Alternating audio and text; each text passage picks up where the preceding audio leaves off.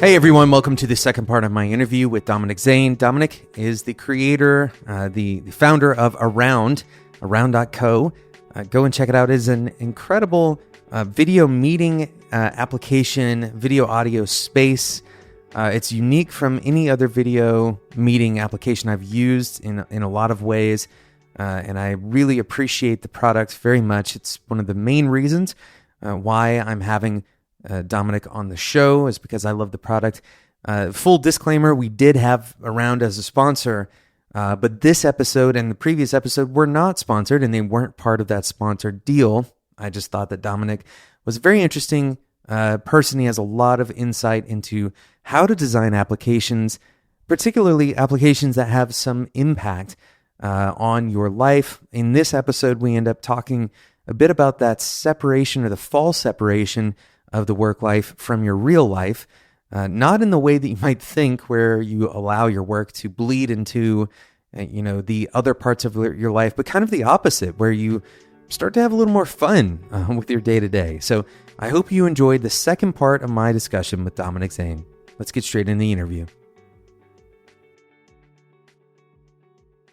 Yeah, combining these things and doing it in a way that, if the filters, for example, were distracting, it wouldn't work. It wouldn't work well. And that totally makes sense. And I really resonate with the idea that we're learning as a culture to not blur the lines, but to kind of redraw the lines around work and what we would consider not serious, whatever that is. Because for such a long time, work day, your work day is this professional kind of quarantined time away from your personal life. And a lot of things are challenging that, right? Just the natural progression of people's careers into, more fluid careers where a single title may not even make sense anymore for a given person, for a job. And working, of course, working remotely, distributed work is changing that. We're working in working from home, for example. You wear whatever you want to wear. There's no professional kind of pretense, and so much of that kind of difficult to get over. It's kind of a big wall to get over, and now we're forced over it in a way. By a pandemic and all of these other surrounding experiences. And so it seems that a lot of tools are trending in that direction, not just Slack, not just these communication tools, but even if you look, I remember the Apple event where Memoji came out. And at first I thought, this is ridiculous. I couldn't believe that this very serious stage where they announced the iPhone was now talking about Memoji. But now looking back, I can understand this progression of, all of these things that we kind of held back on for so long. Now they're much more natural and kind of fit in our personal lives the way that we would want them to if we didn't have any boundaries, if professionalism wasn't a pretense. Yeah. So that's exciting. It's an exciting time to build a product. Yeah. And I would say, I try to encourage people in my circles and, especially in our industry to, give it a try and not just around, but, be open-minded for what's about to come and try and see even these potentially absurd ideas, like, and we look at some products and we wonder, like, that's kind of absurd. And I'm like, wow, I want to try that. Like, why did founders think that this is meaningful? Maybe they have some insight that I'm not yet comprehending. And maybe I'm just too slow. And in 3 years, we're all going to realize, like, this is it. And so just like that Memoji example. And, I think it's a phase of experimentation. And that's why I like to encourage that, experimenting as well as a user, because some of these ideas are not going to be necessarily valid or they're not going to stick, but those that will can potentially transform how we work entirely and how we sort of feel and work with each other especially in a hybrid remote world where we're kind of rewriting all the rules of work culture Yeah. in the next 5 to maybe 7 years. Mm. So that's kind of like my um, approach to it in this era. I want to switch gears because we talked about a lot of idealistic kind of pictures of where you have been working, the kinds of things you've been working on. I'd like to rewind to a moment in your career, in your personal sort of path, where you felt uncertain or maybe you didn't know what direction to go. Um, and even if that was during the time that you were developing around, maybe you had a moment where you weren't sure that it wasn't going to get off the ground, for example. Mm-hmm. What is that moment, and what is an insight or a lesson that you learned from that time of your life? Mm-hmm. Yeah, I think we have me personally, and um, our team. We've had those moments many times. Maybe specifically in the around journey, especially when we were starting the company. It's early 2018, and we needed some funding to hire engineers and accelerate the efforts and the development. And um, that initial doubt, and we saw that these ideas don't necessarily resonate in venture capital, Mm-hmm. or at least they didn't at that time.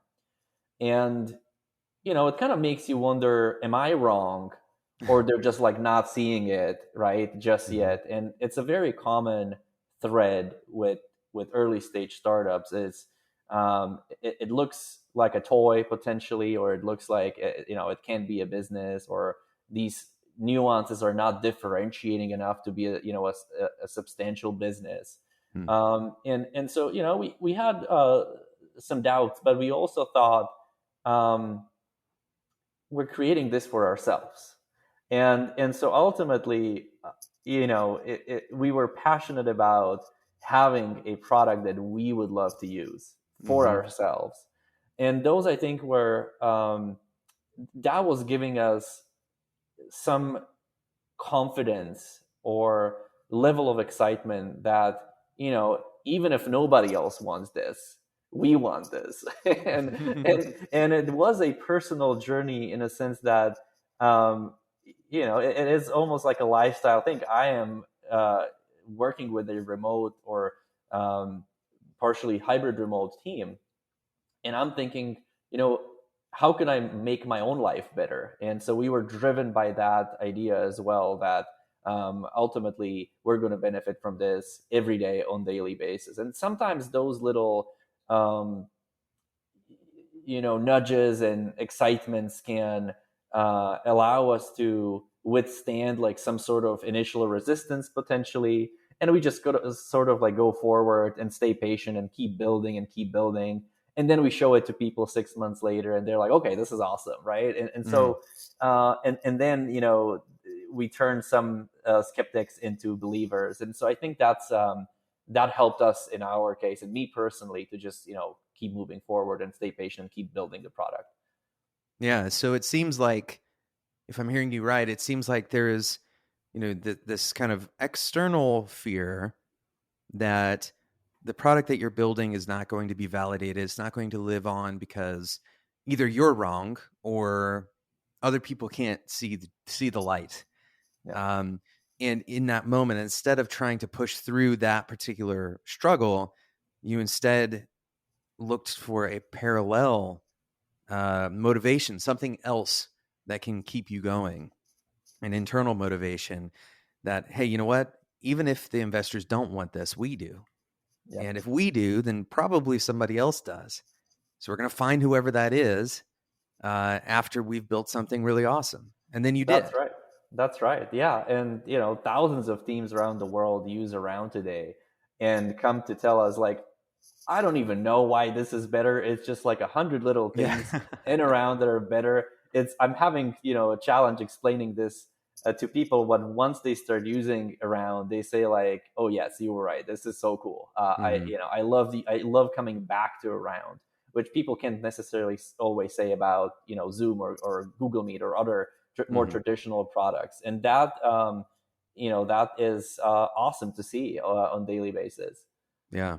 Let me ask you this: is there a feature or something that you tried that you really had a lot of belief in, or a lot of kind of confidence in, that just totally failed, or didn't meet the expectation that you thought it would, didn't work like you thought it would? Yes, and maybe it's surprising in a different way. It's not so much a feature, but maybe uh, it's all about how people come to a consensus and agreement when they're adopting new tools. And so we found that it's not necessarily a team that immediately has conviction that this is what we're going to use. It People need new ideas to they need a little bit of time to agree and accept and discover and explore. And so in any team, you may have a couple of believers. They're really excited. They're like, wow, this around thing, phenomenal, right? And there's three people on the team that say like, kind of interesting. I'm okay, we can try it. And there's Yeah. probably like two people that are going to be like, well, but I have like this and that. I love my tool. I have my habits, and so we realized it's not a, a team that makes a decision because they're maybe not ready to collectively make a decision. And so when you think about the onboarding experience, are you creating a team or are you creating a workspace? And are Yeah. you confident like who's going to make that decision? And Interesting. especially if you have potentially some initial disagreement or concerns, right? And so it takes a little bit longer for people to explore and discover. And so the feature that we thought will work was to set up a team. And then we quickly realized, no, they're not ready to set up a team. Yeah. It's two or three individuals that want to that are believers. They want to try it, then they feel empowered. It's more like almost like a subgroup. It's not necessarily a team yet. It may not even have to be the manager or the CEO or the leader. It can be an individual that is more a designer or an engineer. And so that's how it all starts.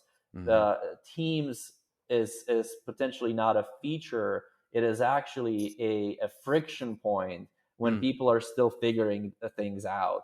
And so we reorganized our architecture, the onboarding flow, and the user experience in a way that it doesn't say anything about a team, because people are not ready to think about a team. They're thinking about how is this going to benefit me and Right. my Yeah. closest buddy and maybe another buddy. And then 2 weeks later, you've gone from 3 people to 15 people.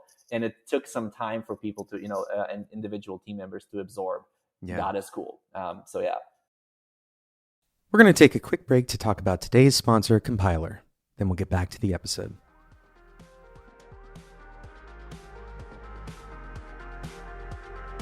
I had a chance to sit down and talk with Brent and Angela. They are the hosts of the brand new Red Hat podcast, Compiler, answering questions about the tech industry, or at least starting conversations about it. In a new episode of Compiler, Brent and Angela discuss technical debt. And hopefully, even if you think you know about it, you'll take the time to listen. I wonder what our listeners are going to think. Like when they hear the title and they bring their, like you said, bring their preconceived beliefs into what this topic is. And even if they know what technical debt is, you hear this word, you kind of understand it if you're in tech to a certain degree. But what do you know about it really? Right. And I think Right. being able to kind of peel that onion back and hear the explanations of how it comes about, I think people are going to change their opinions about technical debt and their part in creating it or trying to lessen it or something like that. I think our listeners are going to be able to really relate to Brent in that we're going to bring these notions to this podcast, and in listening to it, you're going to say, oh, okay. I think there'll be a lot of that. on this Yeah. episode. And this is why we have so many voices and so many different voices on the show. Like even just between Angela and I, like Angela brings so much technical expertise and experience, and I Mhm. am not that, right? Like I am like the complete opposite, I'm a writer, I'm tech adjacent, like I write a lot about technology, but I have a PhD in the humanities and social sciences, like, Right. and then, we go off and we interview a lot of other people Mm-hmm. too. So on any given episode, you'll hear 6, 7 different perspectives on the question. Everyone in the audience is going to be able to likely identify with one Find or more themselves, of. Yeah. You can find the newest episode of Compiler, Do We Want a World Without Technical Debt, wherever you listen to podcasts. Thanks again to Compiler for their support of Developer Tea.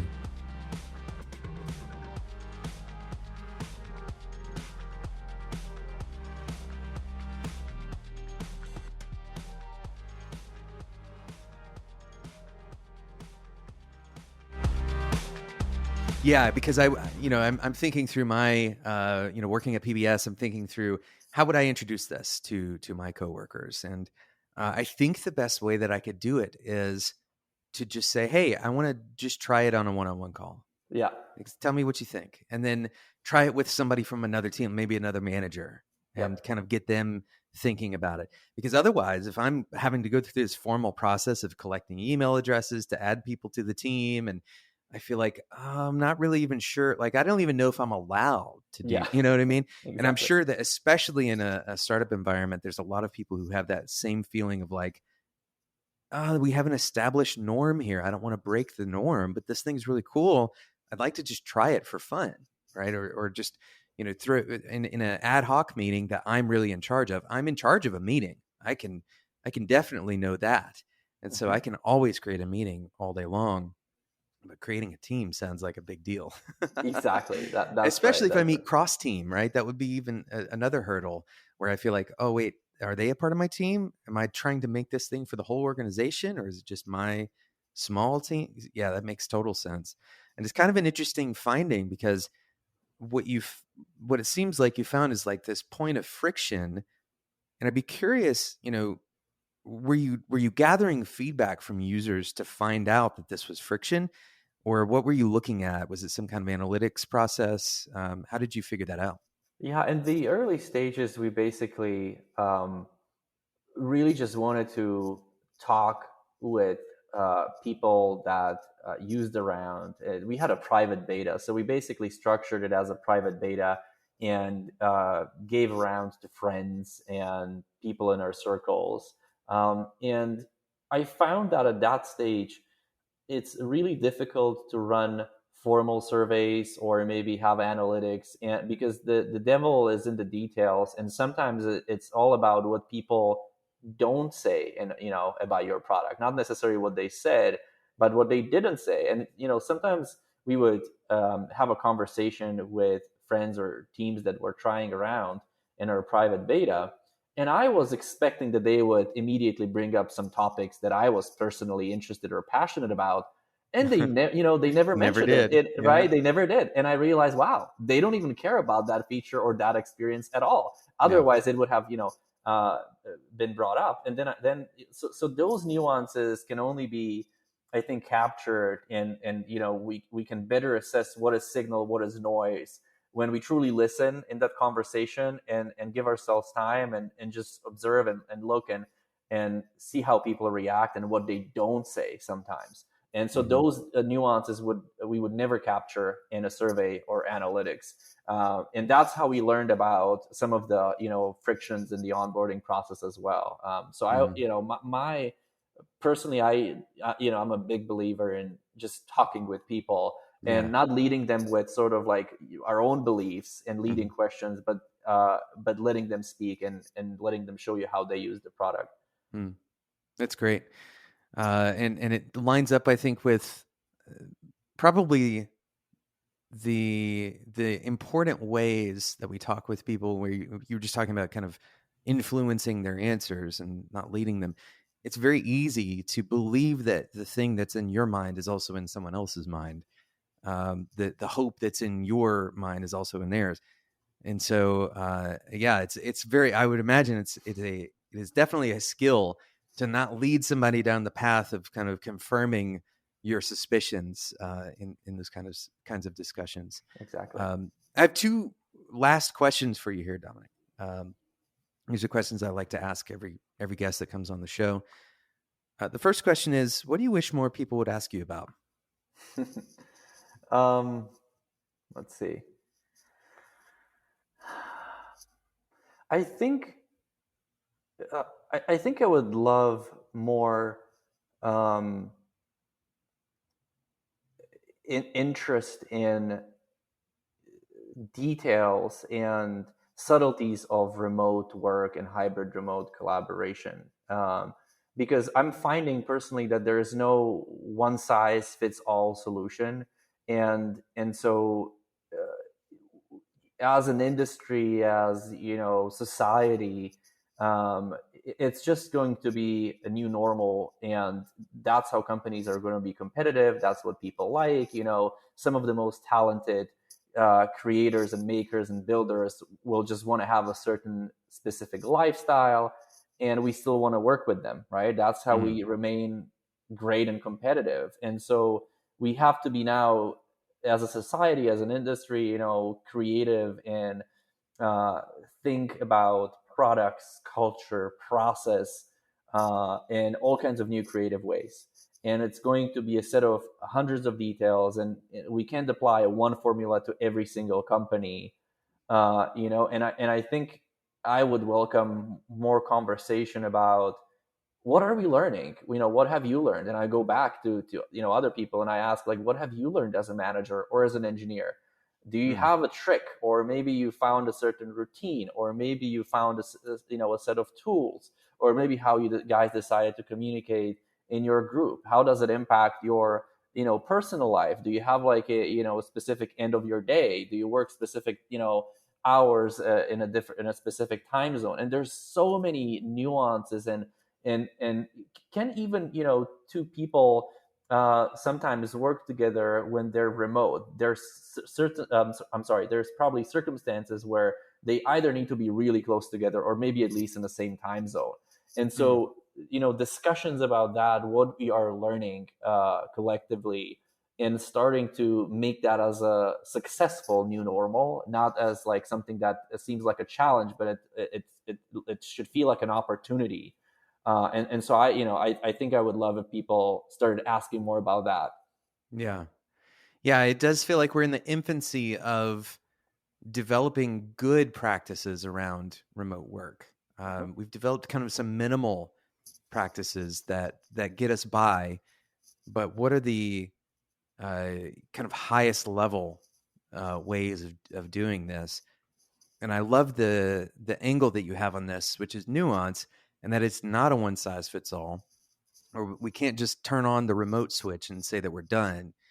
There's a lot more to it for sure, and especially because, like you said, part of the value proposition of remote work to begin with is I have my own life that I want to live, and so how can I kind of form my life in a way that I want to form it and work in concert with it rather than forming my life around work? How can I form work and life together, kind of mold those and sculpt it together? Absolutely. So if anybody sees Dominik at a conference or something, or on a call, I suppose, ask him more about the nuances of remote work, I guess. The second question is an even higher level question, if you can believe it. If you could give software engineers just 30 seconds of advice, what would you tell them?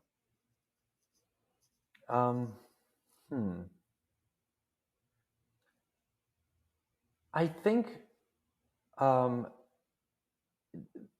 most important thing is to stay really open-minded and keep trying new things and keep failing. And that's both in tools, or tools, process, languages, and treat everything as an experimentation, and if we don't succeed, that's fine. And maybe we stumble upon, something phenomenal, some passion, excitement, and that turns into a great feature, a great product. And I think, just not be discouraged, even if the ratio seems kind of off. Maybe I fail 80% of the time, but the 20% where I succeed can be magic, right? And so that, bringing that spirit, I'm just going to try these tools. I'm just going to see like what happens. Maybe I'll find something in it. And being open-minded about that, I think, helps a lot with discovering new opportunities, new challenges, and accelerating their, career. And I'm finding that some of the best engineers that I've worked with have never been afraid of failing. Yeah. That is definitely a theme on this show, to invite failure, not just tolerate it, but to make it something that's good in your life to some degree. So that resonates for sure. Dom, thank you so much for coming on Developer Tea. Can you tell me, if I wanted to go and start an Around call right now, where should I go?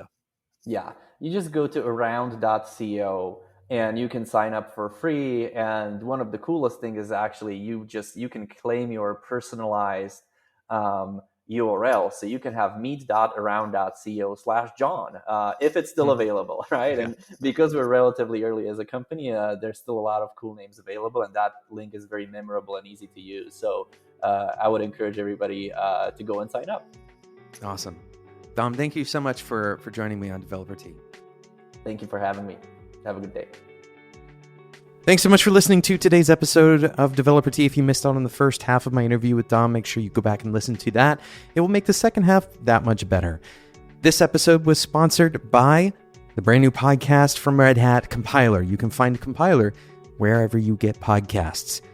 Make sure you go and join the Developer Tea Discord if you want to continue having conversations like this one. And until next time, enjoy your tea.